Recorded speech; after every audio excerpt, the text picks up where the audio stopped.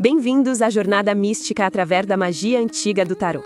Eu sou Rade Artemis, curandeira iniciada no clã das 13 abuelas originais, guiada pela sabedoria ancestral da maestra Juliana Terra. Neste curso, revelarei os caminhos para a cura dos arquétipos internos, trazendo clareza sobre sua conexão espiritual e iniciando você nos ciclos sagrados da jornada do herói. As cartas do tarô são portais para a sabedoria universal, espelhos da alma e guias para o caminho sagrado. Prepare-se para despertar sua intuição, conectar-se com a sabedoria ancestral e descobrir os mistérios que as cartas têm a revelar. Permita-se a cura. A magia antiga do tarô aguarda por você.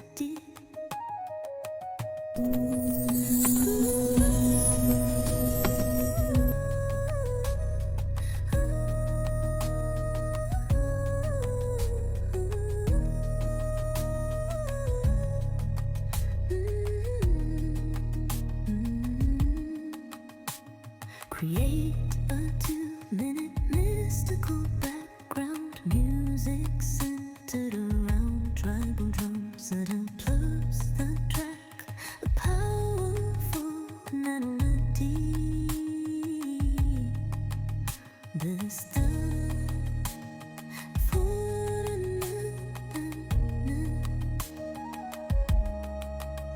this time.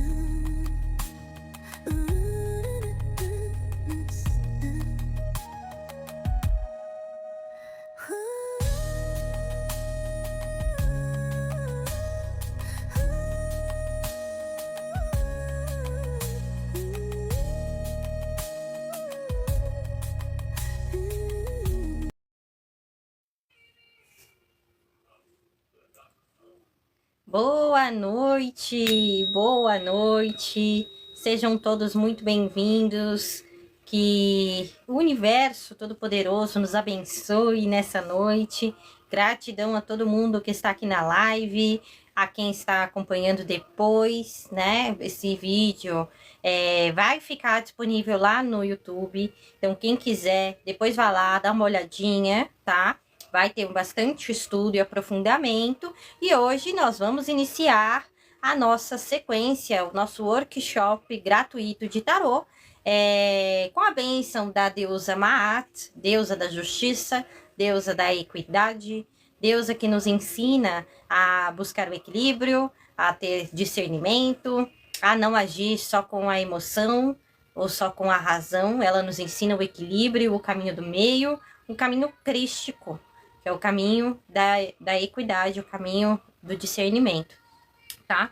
Então é isso, sejam todos muito bem-vindos ao Teia das Abuelas, né? Lembrando que eu tenho outro canal também chamado Mantralizando Raio de Sol, que é o primeiro canal, tá? Então quem quiser lá dar uma olhada, lá tem leituras aprofundadas também, é bem interessante, tá? Mas vamos hoje dar continuidade para o nosso curso. Antes de eu iniciar nosso conteúdo, eu vim mostrar para vocês, gente, olha só, esse aqui é sabonete, tá?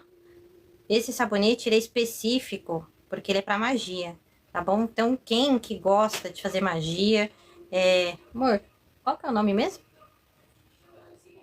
Sabão da Costa. Eu tô com a cabeça esquecida, gente, tô com a cabeça só no curso. Mas vamos lá, Sabão da Costa, para vocês darem uma olhada, né? Ó, que lindeza. 4 unidades, Sabão da Costa, formato da lua, 5 unidades. Cada um é R$5, tá? Então, quem quiser, entre em contato, tá?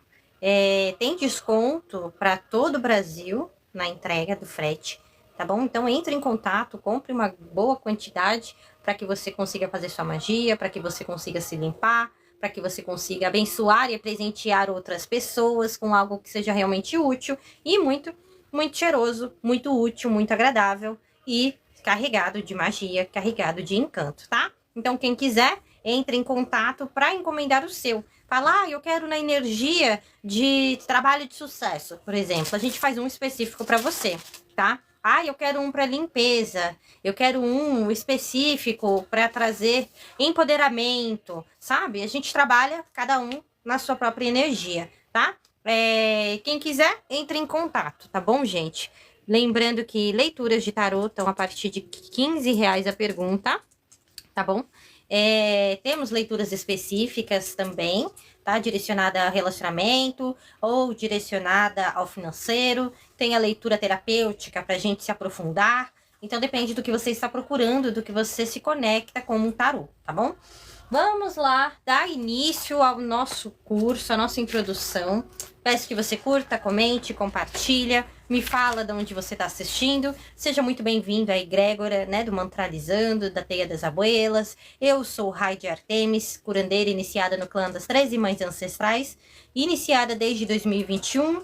Nasci no berço da União do Vegetal, sou bisneta do cofundador da União do Vegetal, Augusto Queixado, que iniciou o processo da União do Vegetal juntamente com o mestre Gabriel, que é o fundador oficial, né?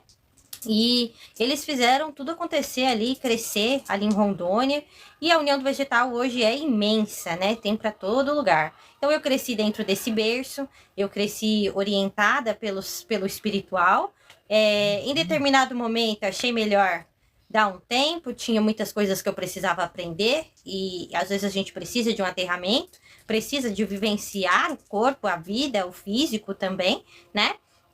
Então eu fui me perder pelo mundo, conhecer coisas novas, cheguei no fundo do poço de várias formas e resolvi entender que o meu caminho era sacerdotal. Foi um processo, tá? Não foi rápido, foi assustador, foi difícil, foi por exorcismo, né? E vários processos de busca do eu, vários processos de crescimento, de maturidade, de aceitação, de retornar para o berço, né? Retornar para casa, retornar para o próprio espiritual, e resgate muito forte. Então, eu acabei resolvendo me deixar ser guiada novamente pelo espiritual. Aí eu retomei fazendo o uso da consagração da ayahuasca, né? E foi muito forte para mim.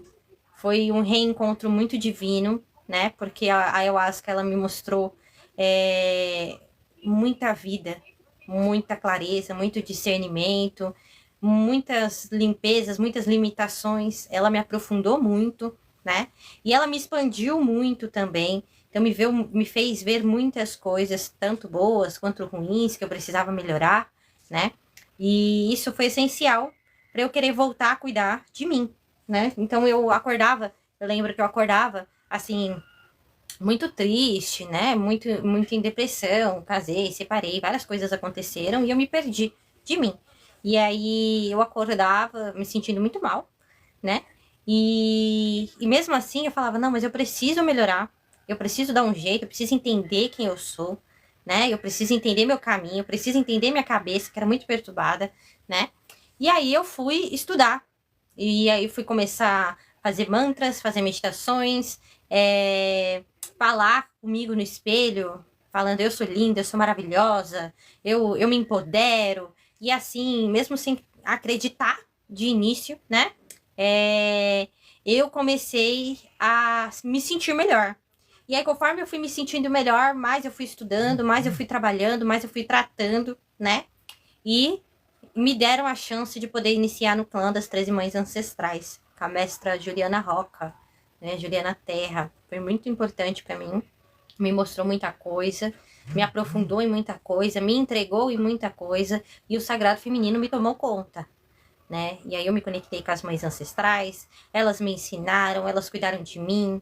Elas me ensinaram a abraçar, a querer curar, a querer sair das limitações, a querer entender. E aí, tem aí já 5 anos nesse processo de iniciação. Estou preparadíssima agora para poder atender a todo mundo. Estou preparadíssima para iniciar quem quer iniciar no plano Sagrado Feminino. Estão tudo sendo preparado, a escola está em ordem, está tudo crescendo, tá? Mas hoje nós vamos iniciar aqui esse processo com o tarô, que foi um dos meus berços dentro da espiritualidade, né?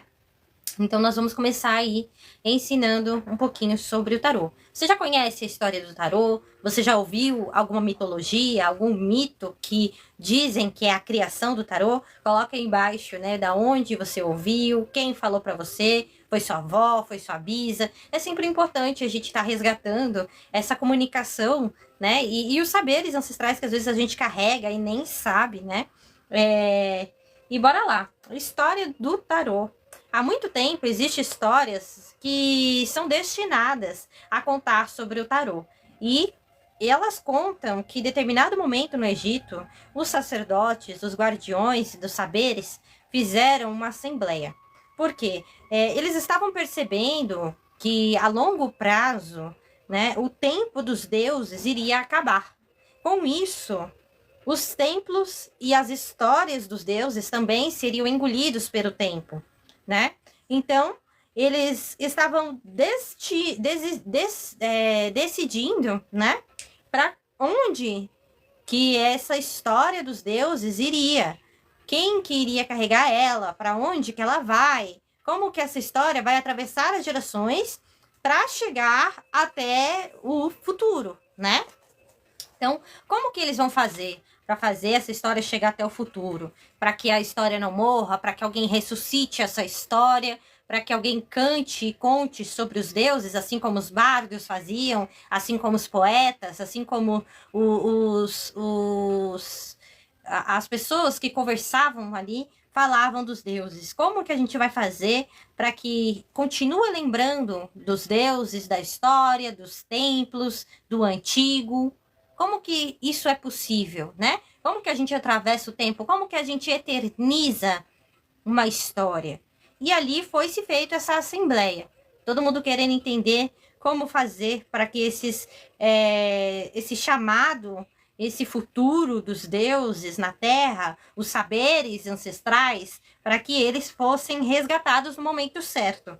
Foi concluído que iriam usar dos prazeres do homem, né? Então eles perceberam que se botar na chapa de ferro ela vai enferrujar, se botar na pedra pode deteriorar com o tempo, né? E aí eles foram fazendo esses estudos do que poderia ser feito, e aí eles chegaram à ideia de que o ser humano, ele, por mais que ele seja santo, por mais que ele tenha uma alma pura, até o mais puro do ser humano pode ser convertido através do tempo ao profano. Então, se o ser humano, com o tempo, vai ir para o profano, como que a gente vai fazer esse ser humano acessar os templos antigos? Aí eles resolveram usar do prazer humano, da vontade humana, do vício humano e em jogos, tá? Então, eles perceberam que o tempo, podendo converter as almas mais puras ao profano, vão colocar ali os arcanos dentre o próprio profano. Então, eles criaram jogos, né, no qual continham informações codificadas e que alguém, num processo de desvio, num processo de vício, pode acabar acessando ali e desmistificando, descriptografando, né, e percebendo, recebendo esses chamados, né? E pudesse reencontrar o caminho para se conectar com esses templos antigos. Hoje, penso que tem muita energia de iniciação mesmo, sabe? O desafio a ser superado, o ego que tem que ser compreendido, um vício que tem que ser enfrentado, um diabo que temos que parar de alimentar, um sentir que precisa ser ouvido, né? Porque quando a gente está em vício, seja de bebida, seja de jogos, a gente acaba entrando nesse processo de ter que, em algum momento, encarar isso, né? Então, os sábios usaram desse momento de ter que encarar as coisas do vício para trazer a saída iniciática, o saber iniciático, que existe ainda um caminho. Mesmo diante do caos, ainda é possível encontrar um caminho, né? Então, eles colocaram essas imagens simbólicas através dos jogos que não precisavam de serem provadas, porque são verdades essas que já tinham sido vividas, vivenciadas e experienciadas no antigo até o determinado momento, né? Então, os sábios, eles compreenderam que usar da sabedoria em meio ao escondido poderia auxiliar ali. Essa é uma das histórias mitológicas que originam o tarô, né? Porém, existem várias histórias que foram passadas de boca a boca, que você pode ter ouvido da sua própria família, tá? Outras origens remontam aos povos ciganos, aos templários, aos povos dos cátaros, aos franco-maçons e outras sociedades iniciáticas que começaram a passar cada vez mais os conhecimentos. Principalmente, essas lâminas eram difundidas e disseminadas através de fabricantes de cartas, né? Então, os fabricantes, eles vendiam também. Não propriamente um fabricante, ele era iniciado, né? Mas ele auxiliava as pessoas a encontrarem o caminho iniciático de algum jeito ou de outro, né? O tarô também revela números de Pitágoras, conteúdos da árvore da vida, e ensinamentos de Hermes Trismegisto, saberes sobre reencarnação, renascimento interior, né? E tradições herméticas e neoplatônicas, e outros saberes redescobertos com o tempo. Mas, historicamente, é a partir da Itália, no século XV, que temos maiores informações sobre o tarô, sobre a sua história, sobre a sua composição, né? O jogo e a adivinhação desde a antiguidade. O deus Thoth foi conhecido como mestre dos jogos. Existem muitos mitos onde ele era amante de Nut, que era rainha do céu, e ele também era escriba divino, erudito nas letras e nas artes. Thoth propôs à Lua uma partida de jogo de tabuleiro e venceu essa partida, fazendo com que a Lua desse a ele uma de suas 72 noites, que ele usou essa energia, e a partir dessa energia ele criou mais 5 dias, tá? E aí, nesses 5 dias, eles se complementaram aos 360 dias que já existiam, sendo 5 dias a parte do calendário, né? E o intuito desse jogo, dele ter criado esses dias, foi ajudar a amante Nut, que estava proibida pelo Deus Supremo, Ra, de dar à luz em qualquer dia do ano. Por quê? Essa proibição acontece devido ao deus Ra ter descoberto a proibição, um amor proibido, né? Entre Nut e seu amante e irmão, rei Geb, que dominava a terra. Então, era Nut, rainha do céu, e Geb, rei da terra, né? E eles eram irmãos e estava tendo um amor proibido entre os dois, né? E aí Ra corta essa ideia e fala, não pode isso não, porque, um dia se viu, né? Aí ele proíbe esse amor de acontecer e aí a Nut vai atrás de Thoth pedindo para que ele faça alguma coisa. Aí ele vai e briga e joga um jogo com a Lua e vence, criando assim os 5 dias extras. E aí, dentro desses 5 dias, Nut consegue dar à luz. Esses são os dias que ela consegue dar à luz. E aí, vem os filhos dela, que são Osíris, Horus, Set, Ísis e Néftis. Ok? Esses 5 deuses, cada um designado para uma coisa. Essa história nos faz perceber que o jogo foi usado para conquistar um objetivo, de forma estratégica, usado pelo deus Thoth de forma criativa e certeira. Também temos partidas célebres na Grécia e na mitologia, onde pretendentes disputavam a mão de donzelas do jogo de habilidades concebido pelo Ulisses ou Eros, jogando ossinhos, assim como eles jogaram com Ganimedes, o mais belo dos mortais. Também podemos listar como jogos do Antigo Egito o jogo Senet, que é representado em túmulos, pinturas, com a deusa Nefertari jogando ele. Tem também um jogo chamado Mehen, que também é um tabuleiro plano e redondo, que imita uma forma de uma serpente, e sendo um dos jogos mais antigos da história, datado no milênio 4 a.C., sendo praticados jogos como dados e peões e oráculos, que compunham consultas de seus sacerdotes para seus deuses, regidos através de perguntas escritas em papiro, em cerâmica, e sendo então entregues através de procissões e templos. Esses oráculos eram respondidos através através de suas estátuas dos deuses. Eles tinham algumas representações e ali, dependendo de alguma manifestação, era possível se interpretar o que o Deus queria. E aí o sacerdote ia e interpretava a situação e passava para o fiel que servia aquele Deus, né? E aí a gente pode perguntar, quais as perguntas frequentes que o povo do Antigo Egito tinha, afinal de contas, né? Como é que era essas perguntas e o que eles queriam de acesso através desse oráculo, né?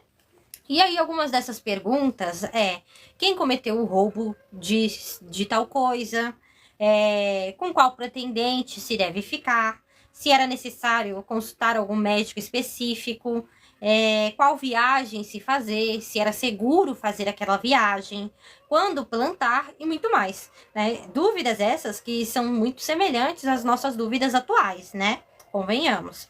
Já era praticado também nessa época, no Antigo Egito, a onirologia, que era a interpretação de sonhos. Então, muitas pessoas que ficavam perturbadas tinham pesadelos, iam lá sobre o sacerdote, falavam, aconteceu isso, isso e isso, e a partir dali eles conseguiam chegar a uma conclusão, resolver o infortúnio, resolver uma dificuldade, antecipar alguma situação, né? Através da onirologia, que é a interpretação de sonhos. Já nesta época, encontramos também símbolos universais, como o sol, a lua, o carro de guerra, balança que pesa as almas dos mortais. E com o tempo, o tarô foi englobando também símbolos de compreensão humana, como também arquétipos do Papa, o mago, o diabo, o julgamento, né? O caminho régio foi relatado através dessa ferramenta de simbologia universal, o famoso caminho do herói, o caminho que desperta o rei. Então, além de tudo, o tarô ele foi usado para grandes líderes aprenderem a como despertar esse rei interior, a como comandar um exército, a como comandar um império, né? Então, o tarô ele foi muito utilizado como estratégia de guerra, tá?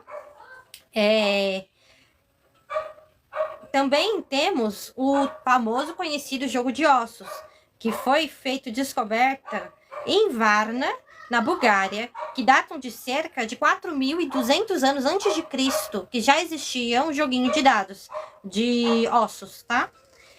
Já os dados talvez tenham sido surgidos no Vale do Hindu, cerca de 2.000 anos antes de Cristo, e foram usados pelos antigos egípcios, pelos gregos e pelos romanos, sendo um dos preferidos dos jogos de azar.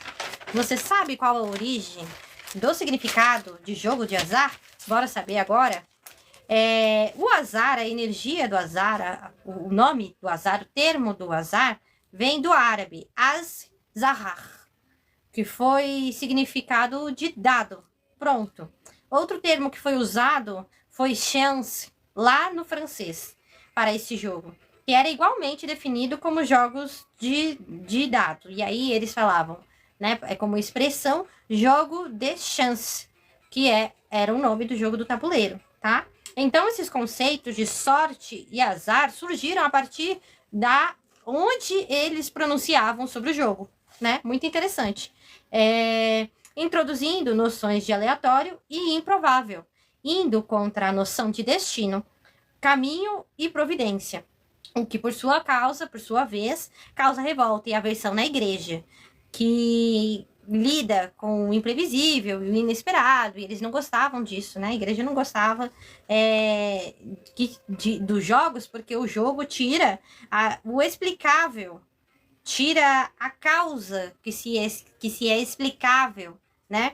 E aí a igreja não gosta, tá? A sorte é vista como parte do acaso e devido às circunstâncias. Também direciona o que deve acontecer a partir de um ato mágico, né? Então eles acreditavam que a sorte ela pode ser regida pela magia. Em francês tem-se a expressão jeter une sorte, que significa amaldiçoar. Os antigos acreditavam que a fortuna, como divindade, e a sorte podiam ser convidadas através dos jogos para se manifestar e se apresentar através dos ossos.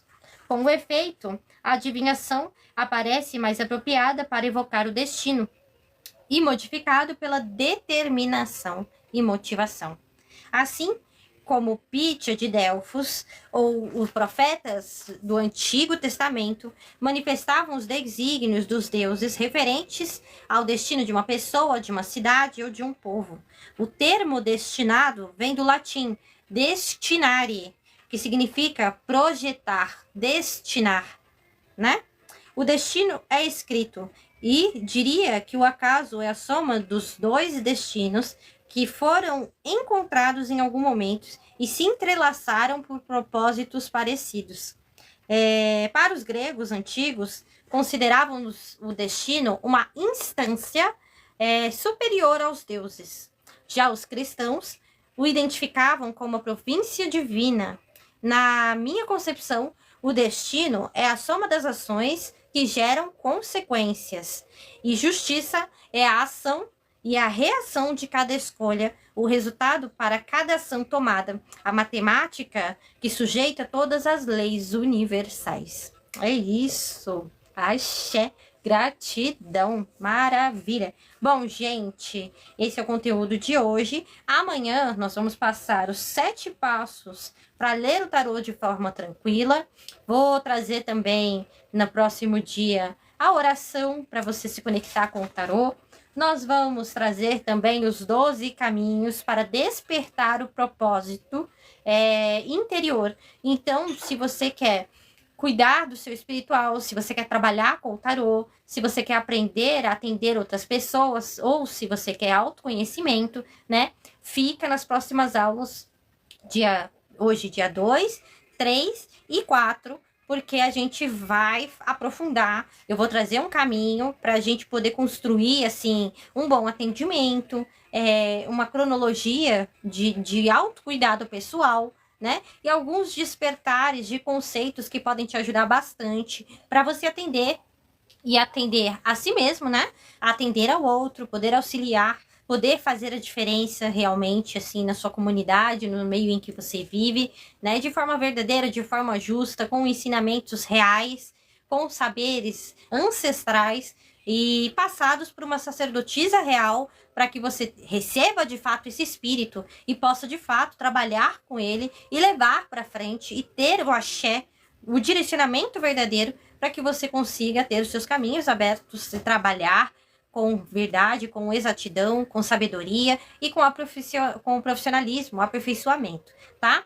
Então, lá no dia 5, né, para deixar claro também, vai ser lançado, tá? O curso, oficialmente, o curso de tarô, a magia antiga do tarô, tá?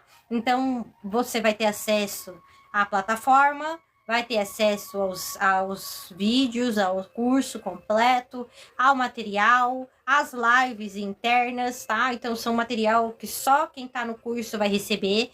E lembrando que esse curso de tarô vai ser 3 em 1.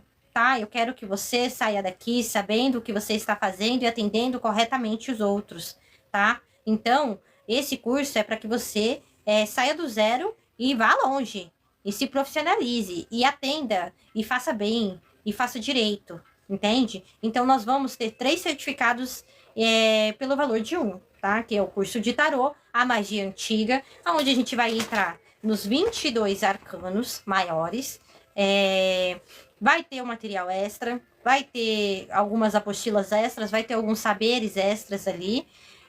Vai ter também o curso de cristaloterapia e de cromoterapia, para que você consiga saber lidar com as plantas, com as cores, né?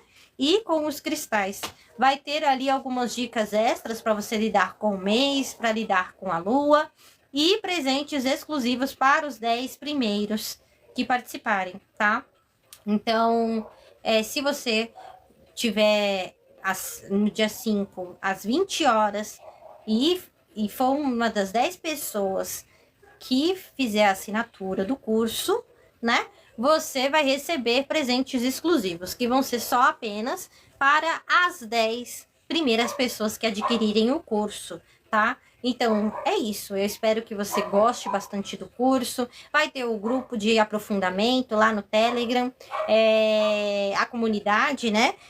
Para que você se conecte ali, para que você tire suas dúvidas, para que você veja quem está estudando com você, para que você carregue a sua egrégora com sabedoria, tá? Então é isso. Eu espero por vocês. Lembrando que no primeiro horário, né, dia 5, às 20 horas, quem estiver lá na primeira hora, a partir dessas 20 horas, vai receber desconto, tá? E esse desconto vai ser só para a primeira hora do curso, a primeira hora de lançamento do curso, tá bom? Então, estejam atentos para pegarem o desconto, tá bom? É isso, gente. Gratidão a todo mundo que se fez presente.